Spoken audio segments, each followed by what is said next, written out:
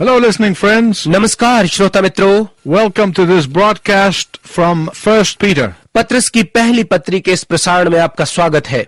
And today we're going to look at chapter 3, beginning at verse 8. और आज हम 3 अध्याय के 8 पद से आगे देखना प्रारंभ करेंगे। And the Apostle Peter tells us that parents must be an example to their children. और प्रेरित पत्रस हमें बताता है कि माता पिता को अपने बच्चों के लिए एक उदाहरण बनना चाहिए। If you are joining us for the first time, यदि आप पहली बार हमारे साथ शामिल हो रहे हैं, I want to remind you of the fact that we are talking about being blessed and being a blessing. तो मैं आपको याद दिलाना चाहता हूं कि हम आशीष पाने और एक आशीष बनने के विषय पर बात कर रहे हैं।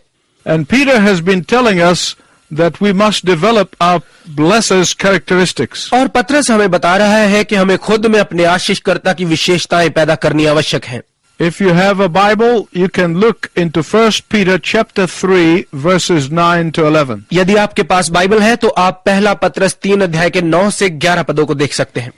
बुराई का बदला बुराई से ना दो, न गाली के बदले गाली दो, पर आशीष दो, क्योंकि तुम इसी अभिप्राय से बुलाए गए हो कि उत्तराधिकार में आशीष प्राप्त करो।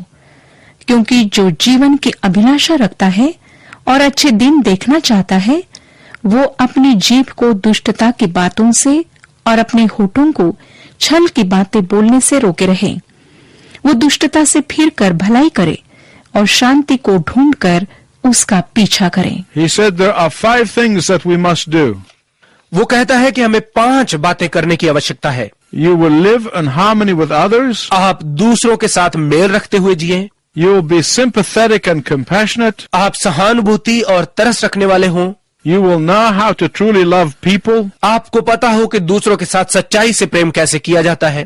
And you will know what it is like to walk in true humility before God. और आपको पता हो कि परमेश्वर के सन्मुख सच्ची नम्रता से चलना क्या है। And because the core of humility is obedience, और क्योंकि दीनता का केंद्र आज्ञाकारिता है, Peter said, पत्रस कहता है, you will know how not to be vengeful. आप जानेंगे कि कैसे प्रतिशोध की चाहत न रखने वाले बने। When do you learn these things? ये बातें आप कब सीखते हैं? Peter is saying that you can learn these things at any age. पत्रस कहता है कि ये बातें आप किसी भी अवस्था में सीख सकते हैं। If the Holy Spirit of God has come into your life and regenerated your heart, यदि परमेश्वर के पवित्र आत्मा ने आपके जीवन में आकर आपके हृदय को नया कर दिया है, and if Jesus is your Savior and Lord, और यदि यीशु आपका उद्धारकर्ता और प्रभु है, He can give you that identity at any time and develop these characteristics in you. तो वो किसी भी समय ये पहचान आपको दे सकता है और ये विशिष्टताएं आप में विकसित कर सकता है।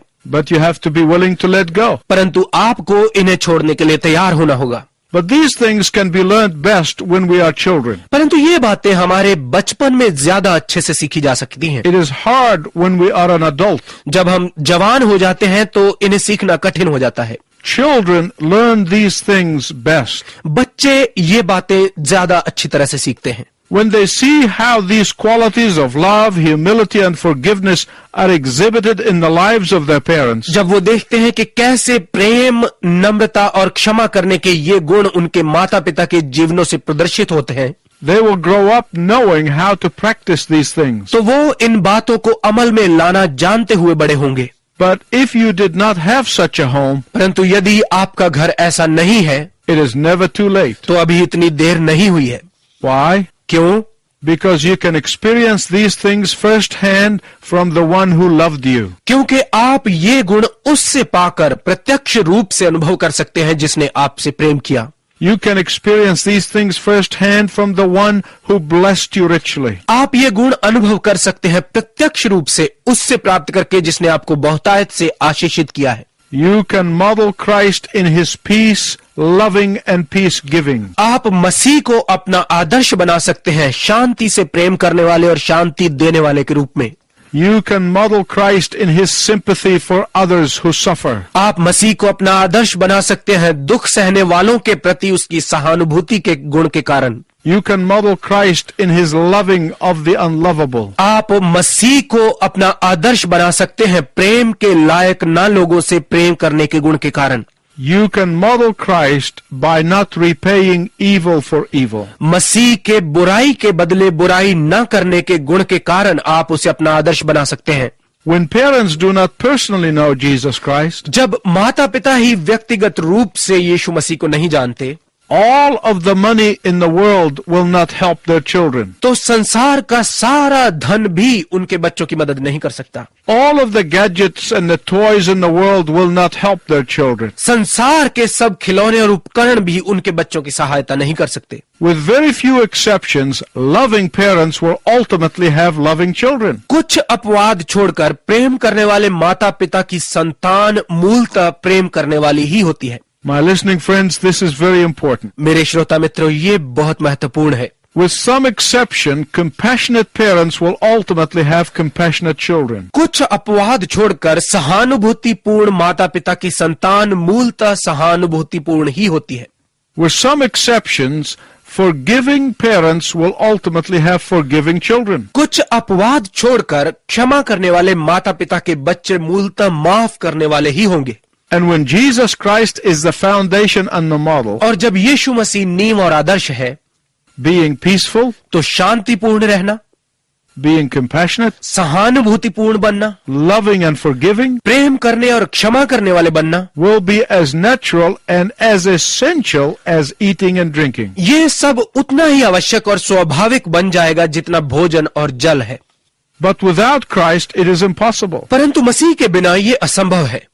Peter is telling us to imitate the one who not only talks a good game, पतरस हमें कह रहा है कि हमें न केवल उसका अनुकरण करना है जो साहस की बात करता है, but to imitate the one who lived perfect, sinless and holy life. परंतु उसका अनुकरण करना है जिसने श्रेष्ठ पाप रहित और पवित्र जीवन जिया। Peter said, do that and your blesser will bless you even more. पतरस कहता है कि ऐसा करो तो तुम्हारा आशीष करता तुम्हें इससे भी अधिक आशीषित करेगा। Look at verse 9. 9 पद को देखिए।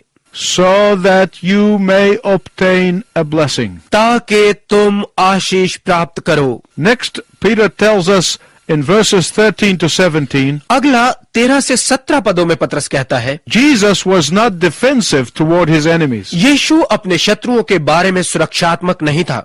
When he was dragged before Herod and Pontius Pilate, जब उसे घसीट कर हेरोदियास और पिलातुस के सामने ले जाया गया, he could have threatened them. वो उन्हें डरा सकता था। He could have said, you just wait, I'm going to heat up hell for you. वो कह सकता था, तुम थोड़ी देर रुको, मैं तुम्हारे लिए नरक की आग को और बढ़ाने वाला हूँ। Wouldn't have been a temptation to you or me to say that? क्या आप या मैं ऐसा कहने के लिए परीक्षा में ना पड़ जाते?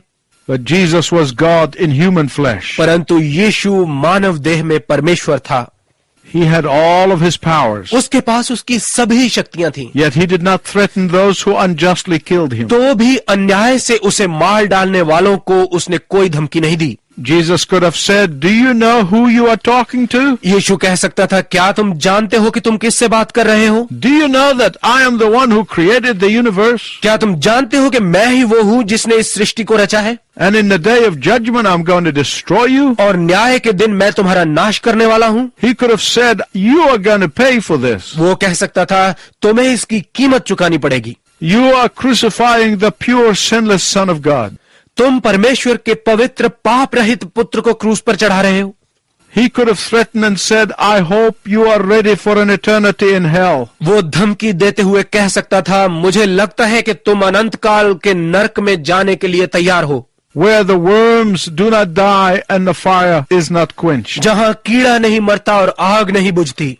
But Jesus didn't say any of these things. परंतु यीशु ने इनमें से कुछ नहीं कहा। Why? क्यों? Because the one who said, blessed are you when they insult you, persecute you, and falsely say all kinds of evil against you because of me. क्योंकि वो जिसने कहा, धन्य हो तुम जब वो मेरे कारण तुम्हें अपमानित करे, तुम पर अत्याचार करे और तुम्हारे विरुद्ध झूठ ही बुराई की बातें कहें। He set the example himself. उसने खुद इसका उदाहरण पेश किया। When he was spat upon, he never threatened, nor was there retaliation in his voice. जब उस पर थूका गया, उसने कोई धमकी नहीं दी, न ही उसकी आवाज में कोई प्रतिशोध का स्वर था। They heard his message. उन्होंने उसका संदेश सुना था। They were invited to repent and turn to him. उन्हें निमंत्रण था कि वो पश्चाताप करे और उसकी ओर मुड़े। But they rejected him, परंतु उन्होंने उसे अस्वीकार कर दिया and they will reap the consequences of their rejection. और वो अपने इनकार की फसल काटेंगे। Peter is saying that Jesus did not have to be defensive about it. पतरस कह रहा है कि यीशु को इस बारे में सुरक्षात्मक होना नहीं पड़ा। I want to tell you why. मैं आपको बताना चाहता हूं कि क्यों। When you are confident of who you are, जब आप अपने बारे में निश्चित हैं कि आप कौन हैं, when you are confident in what you believe, जब आप जिस पर विश्वास करते हैं उसके बारे में निश्चित हैं, when you are confident in what you are committed to, जब आप जिस कार्य को समर्पित हैं उस बारे में निश्चित हैं, none of the false accusations matter to you. तो कोई भी झूठा दोष आपके लिए कोई मायने नहीं रखता। It doesn't mean that you don't defend yourself. इसका ये अर्थ नहीं है कि आप अपना बचाव ना करें। That's not what I'm saying. मैं ऐसा नहीं कह रहा हूं। But deep down, it is not going to make a dent in your soul. परंतु अंदर गहराई से इससे आपके आत्मा को कोई फर्क नहीं पड़ने वाला। Why? क्यों? Because Jesus did not get defensive. क्योंकि यीशु सुरक्षात्मक नहीं बना। Why? क्यों? Because Jesus knew who he was. क्योंकि यीशु जानता था कि वो कौन है। Those who attack Christians वो जो मसीहियों पर अत्याचार करते हैं, are like someone who's blindfolded with a sword in their hand. वो वैसे हैं जैसे किसी की आंखों पर पट्टी बांधकर हाथ में तलवार दे दी गई हो। Believers can see them, but they cannot see the believer. विश्वासी उन्हें देख सकते हैं परंतु वो विश्वासियों को नहीं देख सकते। They are waving their swords to the right and to the left. वो अपनी तलवारों को इधर उधर लहरा रहे हैं। They are jabbing the air all the time with their sword. वो अपनी तलवारों से हवा को काट रहे हैं। Those who have eyes wide open wisely avoid them. वो जिनकी आंखें ठीक से खुली हैं, वो बुद्धिमत्ता से उनसे दूर रहते हैं। Looking at them that way, you can view them with sympathy. उन्हें इस हालत में देखकर आप उन्हें सहानुभूति से देख सकते हैं। Looking at them this way, you can view them with compassion. उन्हें इस हालत में देखकर आप उन्हें तरस की दृष्टि से देख सकते हैं। Why? क्यों? Because I am as far away from you as you can imagine. क्योंकि मैं आपसे उतना ही दूर हूं जितनी आप कल्पना कर सकते हैं। Look at verse 13. 13 पद को देखिए। Who is there to harm you if you are zealous for what is right? कौन आपकी हानि कर सकता है यदि आप सही बात के लिए जलन रखते हैं? Peter is saying पतरस कह रहा है that if you sin and you pay the consequences of your sin, कि यदि आपने पाप किया है और आप अपने पाप के परिणाम भुगतते हैं, there is not much credit for that. तो इसका कोई लाभ नहीं है। But if you are zealous for righteousness and you suffer, परंतु यदि आप धार्मिकता के कारण जलन रखते हुए दुख उठाते हैं, there is a great deal of blessing for that. तो उसके लिए बहुत बड़ी आशीष है। Do you know that those who walk daily with God have an invisible shield? क्या आप जानते हैं कि जो प्रतिदिन परमेश्वर के साथ चलते हैं उनके पास एक अदृश्य ढाल है? Look at Psalm 91. भजन संहिता 91 को देखिए। It says, ये कहता है, those who dwell in the shadow of the Almighty, तुम जो सर्वशक्तिमान की छाया में रहते हो, you have an invisible shield. तुम्हारे पास एक अदृश्य ढाल है। That is why you can be confident इसीलिए आप निश्चित हो सकते हैं that your enemy's sword will not touch you, कि आपके शत्रु की तलवार आपको नहीं छुएगी, that your enemy's sword will not harm you. कि आपके शत्रु की तलवार आपकी हानि नहीं कर पाएगी। You can say to your enemies, God really loves you. आप अपने शत्रुओं से कह सकते हैं कि परमेश्वर वास्तव में तुमसे प्रेम करता है। And that is why Peter said in 1 Peter 3:15, और इसीलिए पहला पत्रस 3 अध्याय के 15 पद में पत्रस कहता है, we must always be ready to give an account as to the hope that is within us. हमें अपनी उस उम्मीद को उत्तर देने के लिए हमेशा तैयार रहना चाहिए जो हमारे अंदर है। You never know when the person who's opposing you will ask you one day a question about the Lord. आप कभी नहीं जानते कि जो व्यक्ति आज आपका विरोध कर रहा है, कब वो एक दिन आपसे प्रभु के बारे में प्रश्न पूछ ले। You never know when that person who is antagonistic toward your faith will get tired and exhausted from waving that sword around you and fighting God. आप नहीं जानते कि वो व्यक्ति जो आपके विश्वास के विरोध में है, कब वो परमेश्वर से लड़ने और आपके चारों ओर तलवार लहराने से क्षीण हो जाए और थक जाए। And finally recognize that he or she cannot fight the Lord, and then he will come to you and ask you about Jesus. और अंत में मान ले कि वो प्रभु से नहीं लड़ सकता या लड़ सकती, और फिर वो आपके पास आकर यीशु के बारे में पूछने लगे।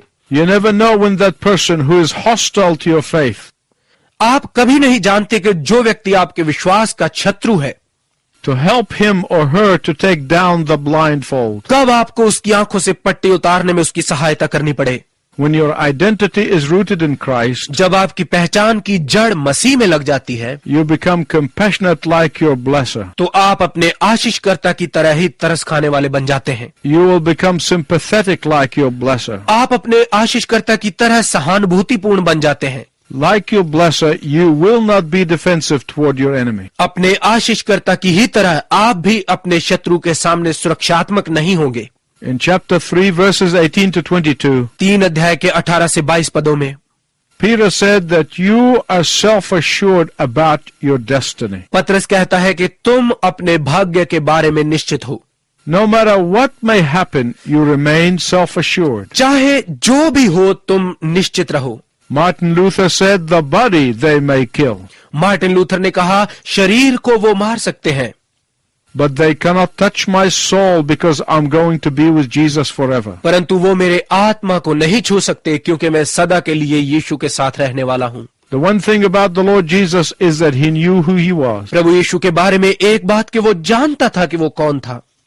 He knew where he came from, वो जानता था कि वो कहां से आया था, and he knew where he was going. और वो जानता था कि वो कहां जा रहा है। And Peter said that is why the message of our Lord has never changed. और पतरस कहता है कि इसी कारण हमारे प्रभु का संदेश कभी नहीं बदलता। Before his incarnation, उसके मानव देह में आने से पहले he was the angel of the Lord in the Old Testament. पुराने नियम में वो परमेश्वर का स्वर्गदूत था।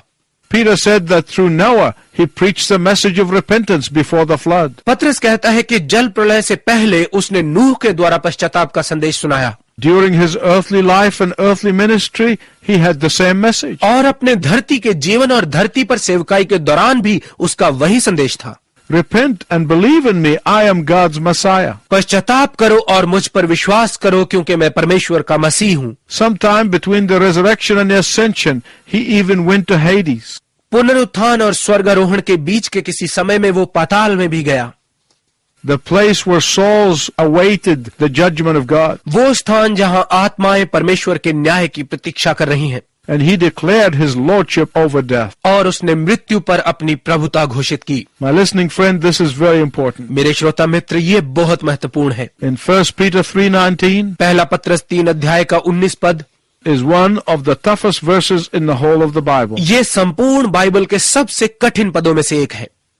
People have debated it for 2,000 years. लोगों ने इस पर 2000 साल तक बहस की है। But here's the bottom line. परंतु ये है इसका सारांश। Sometime between his death and resurrection, उसकी मृत्यु और पुनरुत्थान के बीच के किसी समय में the Lord Jesus Christ went to the place where the dead souls of unbelievers and demon spirits reside.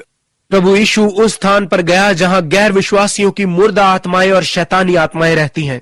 And there he declared his lordship and victory. और वहां उसने अपनी विजय और प्रभुता की घोषणा की। He declared that he has shed his blood on the cross just as it was foretold. वहां उसने ये घोषित किया कि उसने क्रूस पर अपना खून बहा दिया है जैसे कि उसकी भविष्यवाणी की गई थी। Even from the time of Adam all the way through the Old Testament. यहां तक कि आदम से लेकर पूरे पुराने नियम में He declared that he and he alone has paid the price for sin and conquered death. उसने घोषित किया कि केवल उसने और उसी ने पाप की कीमत चुकाकर मृत्यु को जीत लिया। What is the point that Peter is making here? पतरस यहां पर क्या सिद्ध कर रहा है? The point is this. वो उद्देश्य ये है, Jesus, the righteous one who suffered for unrighteousness, यीशु वो धर्मी है जिसने अधर्मियों के लिए दुख उठाया, has now been exalted to the place of power and majesty. वो अब शक्ति और प्रताप के साथ प्रतिष्ठा के स्थान में है। And Peter is saying to believers, और विश्वासियों से पतरस कह रहा है, if you remain faithful to the Lord no matter what, you too will be vindicated. कि यदि तुम भी प्रभु के साथ वफादार रहोगे, चाहे जो भी हो, तो तुम भी महिमा पाओगे। He is saying that the ark of Noah is a picture of Jesus Christ. वो कह रहा है कि नूह का जहाज यीशु मसीह की तस्वीर है। Just like those who were inside the ark were safe from the flood, जो जहाज के अंदर थे वो जल प्रलय से बचे हुए थे, बिल्कुल उन्हीं के समान those who are in Christ Jesus will be safe for eternity. वो जो यीशु मसीह में है अनंत काल के लिए बच जाएंगे।